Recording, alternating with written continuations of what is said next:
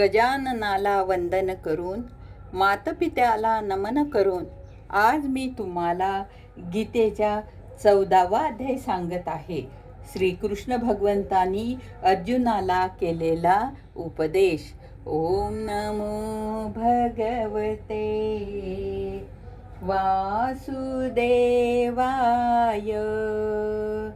ओम नमो भगवते वासुदेवाय.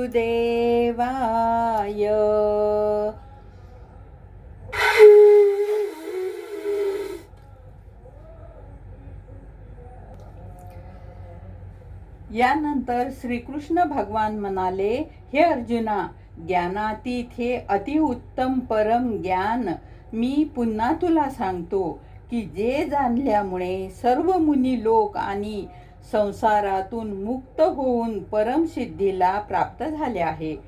हे अर्जुना, या ज्ञानाचा आश्रय करून म्हणजे धारण करून माझ्या स्वरूपाला प्राप्त झालेले पुरुष सृष्टीच्या आरंभी पुन्हा उत्पन्न होत नाही आणि प्रलय काळातही व्याकुळ होत नाहीत.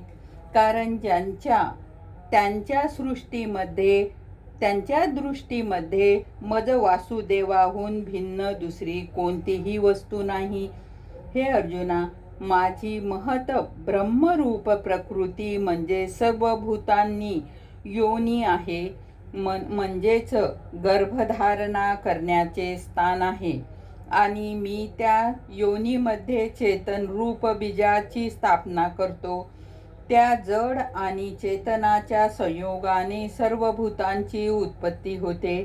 हे अर्जुना, निरनिराळ्या प्रकारच्या सर्व योनीमध्ये जितक्या मृत्यू म्हणजे शरीरे उत्पन्न, मृत्योर्य म्हणजे शरीर उत्पन्न होतात, त्या सर्वांची त्रिगुणमयी माया तर गर्भधारणा करणारी माता आहे आणि मी बीजाची स्थापना करणारा पिता आहे. हे अर्जुना, सत्गुण, रजोगुण आणि तमोगुण असे हे प्रकृतीपासून उत्पन्न झालेले 3 गुण या अविनाशी जीवात्म्याला शरीरामध्ये बांधून टाकतात. हे निष्पाप त्या 3 गुणांपैकी प्रकाश करणारा निराकार सत्वगुण तर निर्मल असल्यामुळे सुखाचा आसक्तीने आणि ज्ञानाच्या आसक्तीने म्हणजेच ज्ञानाच्या अभिमानाने बंधन करतो. हे अर्जुना, रागरूपी रजोगुणाला कामनेने आणि आसक्तीपासून उत्पन्न झालेला मज तो ह्या जीवात्म्याच्या कर्माच्या आणि त्यांच्या फलाच्या आसक्तीने बंधन करतो. हे अर्जुना, सर्व देह अभिमान्यांना मोहविणाऱ्या तमोगुणाला अज्ञानापासून उत्पन्न होणारा समज तो ह्या जीवात्म्याला प्रमाद, आळस आणि निद्रेच्या योगाने बंधन करतो. गोपाल कृष्ण भगवान की जय. राहिलेला अध्याय आपण उद्या घेऊ. ओम नमो भगवते वासुदेवाय. ओम नमो भगवते वासुदेवाय.